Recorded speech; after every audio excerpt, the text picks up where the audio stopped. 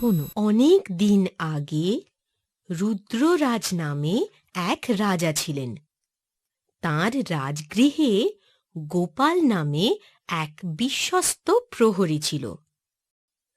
তার অনেক কাজের মধ্যে একটি ছিল প্রতিদিন সকালে রাজকন্যাকে পাহারা দিয়ে মন্দিরে নিয়ে যাওয়া। এমনই একদিন সকালে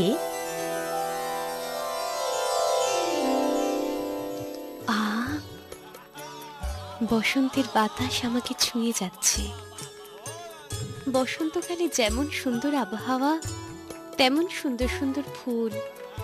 কেন যে সারা বছর বসন্তকাল থাকে না?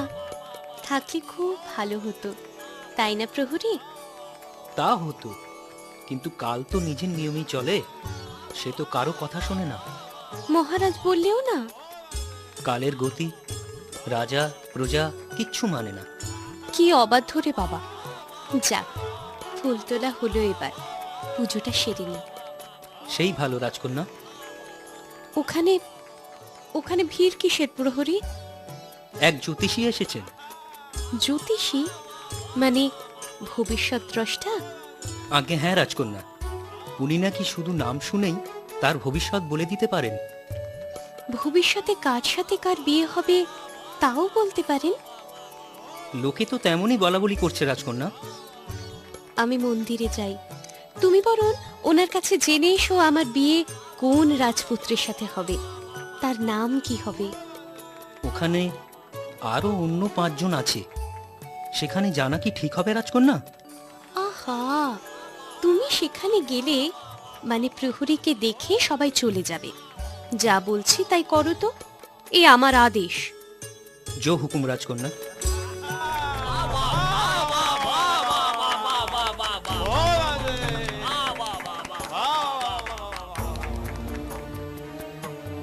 তুমি আবার কি জানতে চাও রাজপ্রহরী? আমাকে রাজকন্যা আপনার কাছে পাঠিয়েছেন। রাজকন্যা পারমিতা জানতে চান তার বিয়ে কোন রাজপুত্রের সাথে হবে, তার নাম কি। তোমার নাম কি?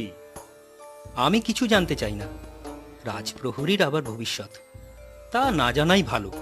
তবু তোমার নাম বলো শুনি। আমার নাম গোপাল। রাজকন্যা পারমিতার বিয়ে তোমার সাথেই হবে গোপাল। আমার সাথে? আপনি রাজকন্যাকে নিয়ে পরিহাস করছেন জ্যোতিষী। রাজার কানে গেলে। না না না, এটা পরিহাস নয়, এটাই ভবিতব্য। বিধির লিখন কেউ খণ্ডাতে পারেনি, কোনোদিন পারবেও না। বুঝেছি বুঝেছি, আর বলতে হবে না, আমি বৃথায় সময় নষ্ট করছি। যাই, এতক্ষণে রাজকন্যার নিশ্চয়ই পুজো সারা হয়ে গিয়েছে। প্রহরী, উনি কি বললেন? কার সাথে বিয়ে হবে আমার? সে কথা না শোনাই ভালো রাজকন্যা। না শোনা ভালো মানে?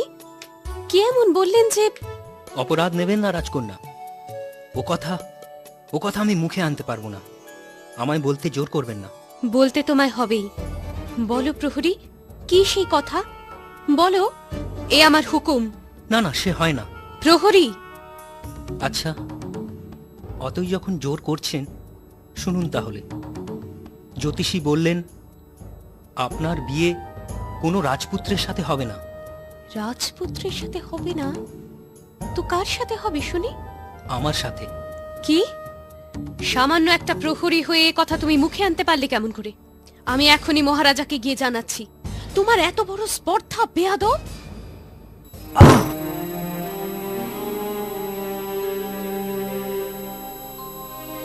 বিনা দোষে আমায় শাস্তি দিলে রাজকন্যা?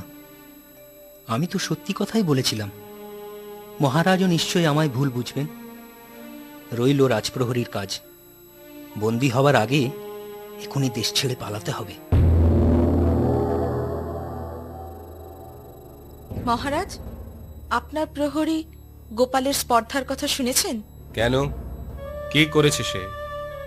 রাজকন্যা পারমিতাকে সে কি বলেছে জানেন? প্রহরী তোমায় কি বলেছে পারমিতা? ও কথা আমি মুখেও আনতে পারবো না। তুমি বলো রানী, তুমি বলো। গোপালের স্পর্ধার কথা তোমার কাছ থেকেই শুনি। ও বলেছে ওর সাথে নাকি পারমিতার বিয়ে হবে। এত বড় স্পর্ধা! না, মানে ঠিক ও বলেনি, ওকে নাকি জ্যোতিষী এ কথা বলেছে। জ্যোতিষী? কোন জ্যোতিষী? কোথায় সে? ওই ওই মন্দিরের কাছে। আমি এখনই ওকে বন্দি করতে আদেশ করছি। আর হ্যাঁ, সঙ্গে ওই বেয়াদব প্রহরী গোপালকেও চাই। এর একটা বিচার করতেই হবে। যাক বাবা, বাঁচা গেছে। দেশ ছেড়ে চলে এসেছি মহারাজের নাগালের বাইরে। এখন আর বন্দি হবার ভয় নেই। দেখি এ দেশে কপালে কোন কাজ জোটে। তবে রাজপ্রহরীর কাজ আর নয়। এদেশের রাজার থেকেও দূরে দূরে থাকতে হবে। কি জানি, রাজার খেয়াল বলে কথা, কখন যে গর্দান যায়।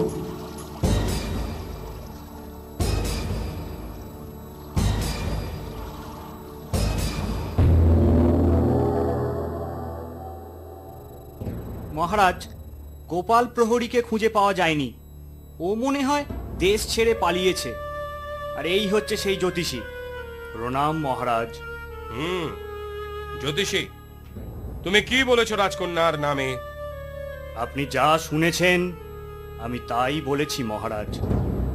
তবে তা আমার বানানো কথা নয়, রাজকন্যার এই ভবিতব্য।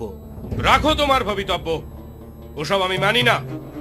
মহারাজ, আমায় বন্দি করলেন ঠিক আছে, কিন্তু পারবেন সময়কে বন্দি করে রাখতে?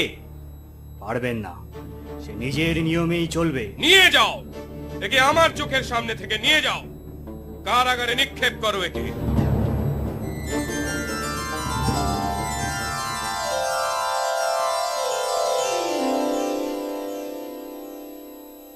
শোনো সেনাপতি, রাজসিংহাসন তো আর শূন্য রাখা যায় না।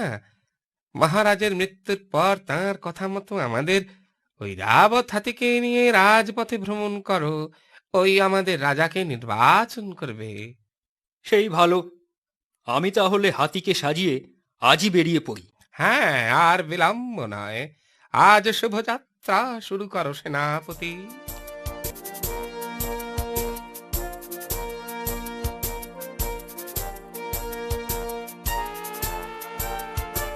হাতিটা মালা নিয়ে ছুটে কোথায় চলেছে? কোন দেশে থাকো কিছুই খবর রাখো না? ওই মালা যার গলায় পড়বে সেই হবে এই সবুজ দ্বীপের রাজা। এখন সরো সরো তো সরো, আমি এগিয়ে যাই। জয় সবুজ দ্বীপের নতুন রাজার জয়! জয় সবুজ দ্বীপের নতুন রাজার জয়!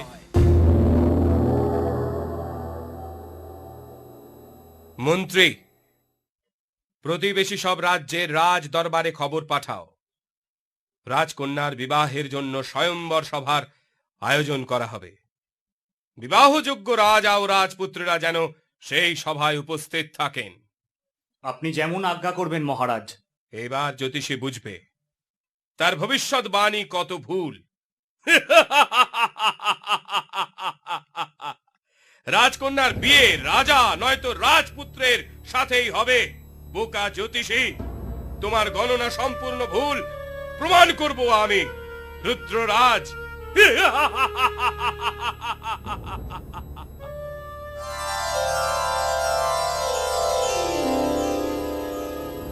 মহারাজ, আমরা আপনাকে রাজা পেয়ে সবাই খুব সুখেই আছি। রাজা পেলাম, কিন্তু রানী মা। বুঝেছি, আর বলতে হবে না। তোমরা চাইছো আমি বিয়ে করি, তাই তো? ঠিক আছে, তাই হবে। প্রণাম মহারাজ। আমায় মহারাজ রুদ্ররাজ পাঠিয়েছেন। আমি কাঞ্চনগড় থেকে আসছি। কাঞ্চনগড়? রুদ্ররাজ? বলো দূত, কি বার্তা নিয়ে এসেছো তুমি? রাজকন্যা পারমিতার বিবাহের জন্য স্বয়ম্বর সভা হবে। সেখানে অনুগ্রহ করে আপনি উপস্থিত থাকলে স্বয়ম্বর সভা অলংকৃত হবে। রাজকন্যা পারমিতার বিবাহের জন্য স্বয়ম্বর সভা হবে? শুনলে মন্ত্রী, শুনলে তোমাদের রানীমা পেতে আর দেরি নেই। রাজদূত, তুমি ক্লান্ত, এখানেই আহার গ্রহণ করে বিশ্রাম করো। আর তারপর তোমাদের মহারাজকে গিয়ে জানিও আমি নিশ্চয়ই উপস্থিত থাকব ওই স্বয়ম্বর সভায়।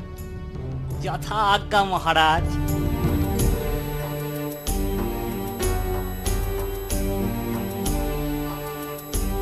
এবার রাজকন্যা পারমিতা, শুভ কার্য শুরু করো। তুমি তোমার ভবিষ্যৎ জীবন সাথীকে বেছে নাও।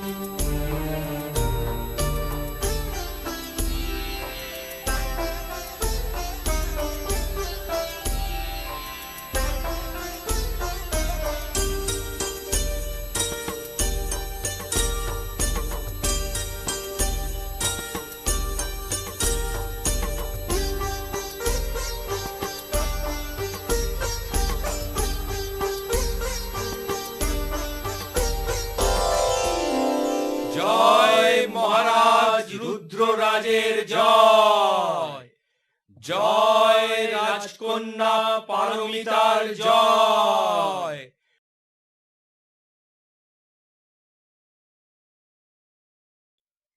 আজ আমি অত্যন্ত খুশি আমার কথা রাখতে পেরে। আমি আনন্দিত।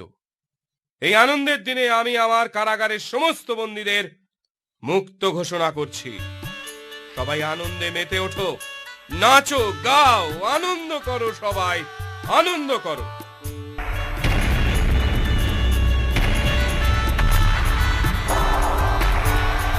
কি রাজকন্যা, এ বিবাহে তুমি খুশি তো?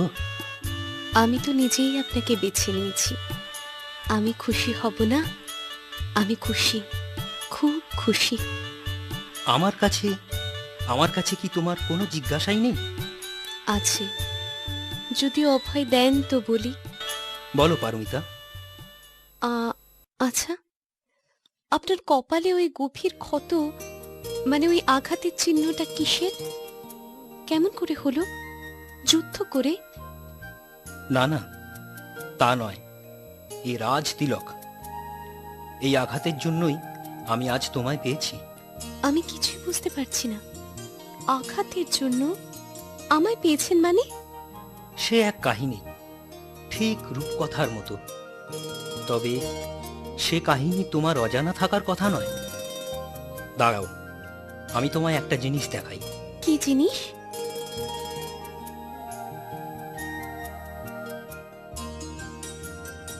এটা চিনতে পারো পারমিতা? এ তো আমারই ফুলের ডালি। আপনার কাছে এলো কেমন করে? সব মনে পড়েছে। দয়া করে আমায় আর লজ্জা দেবেন না। আমায় চিনেছ তাহলে? পারমিতা, আমি সেই প্রহরী গোপাল। এখনো কি তুমি একই রকম খুশি এই বিবাহে? এই কথা বলে আমায় আর লজ্জিত করবেন না মহারাজ। আমি আমার ভুল বুঝতে পেরেছি। না বুঝে কি অন্যায় না করেছি আপনার প্রতি। সে অন্যায় আজ আর আমি অন্যায় মনে করি না। ওই দিনটাই আমার জীবনের সবচেয়ে স্মরণীয় দিন। ওই দিনের জন্য আজ আমি রাজা, আর তুমি আমার স্ত্রী।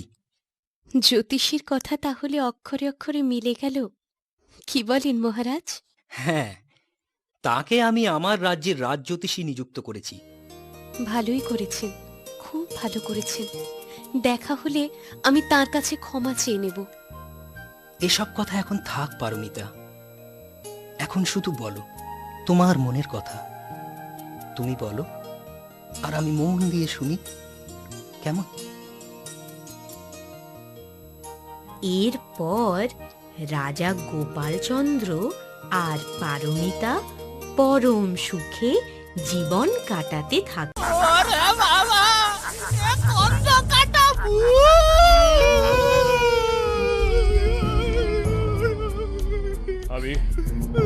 আমি কন্দকাটা তোদের জন্যে কত করে সেদিন বললাম আমি চুরি করিনি, তোমরা বিশ্বাস করলে না।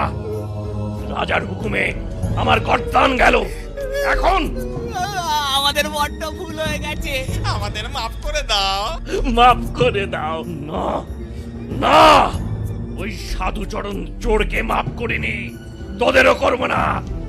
একে একে সবাইকে মারবো, রাজাকেও ছাড়বো না। আরে কানা, আমাকে বাঁচা, একা একা পালাস না, আমাকে বাঁচা। কেউ তোমায় বাঁচাতে পারবে না, আর আজ নয় কাল তো নিজেও মরবে। আজ তুই মর।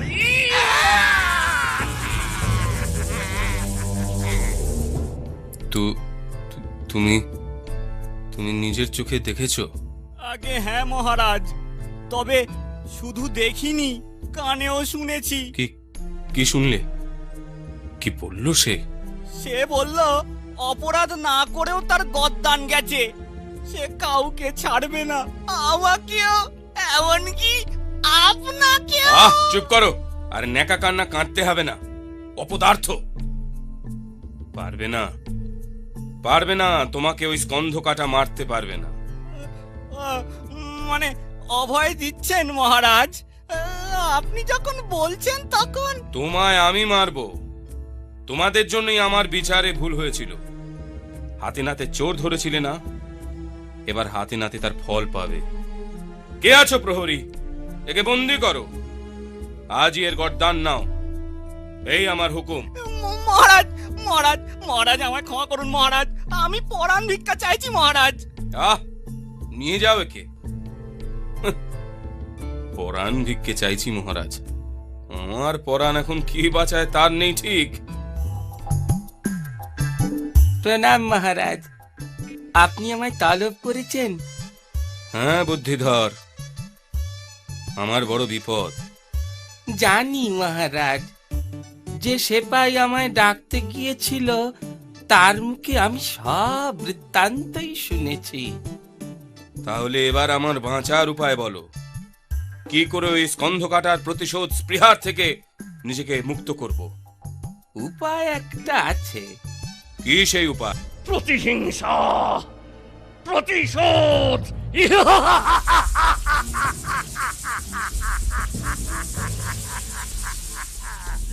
এখন এখন বাকি শুধু দুজন, এক সেপাই আর তারপর তারপর রাজা।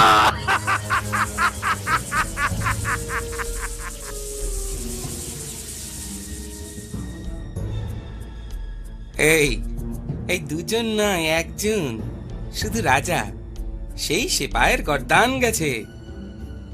কে কে তুমি? এখানে কি চাও? এই এই আমি তোমায় মুক্তি দিতে চাই। না, আমি মুক্তি চাই না। আমার আমার প্রতিশোধ নেওয়া এখনো বাকি রয়েছে, বাকি রয়েছে। তাহলে রাজা। এমন করে না, তোমাকে চোর ভেবে রাজা ভুল বিচার করেছেন ঠিকই, কিন্তু তিনি যদি সত্যি জানতেন তুমি চোর নাও, এই অন্যায় বিচার তিনি করতেন না। ভুল করে অন্যায় করুক আর ভুল না করে অন্যায় করুক, মরতে তাকে হবেই, আর তা হবে আমার এই হাতে। কিন্তু প্রজারা, কিন্তু প্রজারা, তারা তো কোনো দোষ করেনি, তাদের কেন শাস্তি হবে বলো? কই, তাদের তো আমি কোনো ক্ষতি করিনি, আর করবো না। কিন্তু রাজা মারা গেলে দেশে অরাজকতার সৃষ্টি হতে পারে, তা তো তুমি জানো। সুযোগ বুঝে শত্রুপক্ষ আক্রমণ করতে পারে, এতে কি প্রজাদের ভালো হবে? তা হবে না বটে, কিন্তু তাহলে আমার আমার প্রতিহিংসা, প্রতিশোধ। খালি রেগে যায়। প্রতিশোধ তো তুমি নাও নি তা নয়, শুধু রাজাকে ক্ষমা করো, এই আমার অনুরোধ। বিনিময়ে এই কষ্টকর জীবন থেকে তোমায় আমি মুক্তি দেব। বলো তোমার পিতার নাম, গোত্রটাও বলো। কি হবে সেসব জেনে তোমার? গয়া গিয়ে আমি তোমার পিণ্ডদান করব, হ্যাঁ কেমন? তবে তোমায় কথা দিতে হবে যে রাজার কোনো ক্ষতি তুমি করবে না। ঠিক আছে, আমি কথা দিলাম, রাজার কোনো ক্ষতি আমি করব না। এবার বলো তোমার পিতৃ পরিচয় ও তোমার গোত্র। নাম শ্রীযুক্ত হরিহর দাস, কাশ্যপ গোত্র। পিতার নাম শ্রীযুক্ত বগলাচরণ দাস, কাশ্যপ গোত্র। ব্যাস ব্যাস ব্যাস ব্যাস, এতেই আমার কাজ হয়ে যাবে, আর দরকার নেই, কেমন? বুদ্ধিধরও তার কথা রাখে, গয়ায় গিয়ে পিণ্ডদান করে। হরিহরের আত্মা শান্তি পায়। মহারাজ খুশি হয়ে বুদ্ধিধরকে অনেক অনেক উপহার দেন। আমার কথাটি ফুরলো, লুটে গাছটি মুড়লো। ঝুলি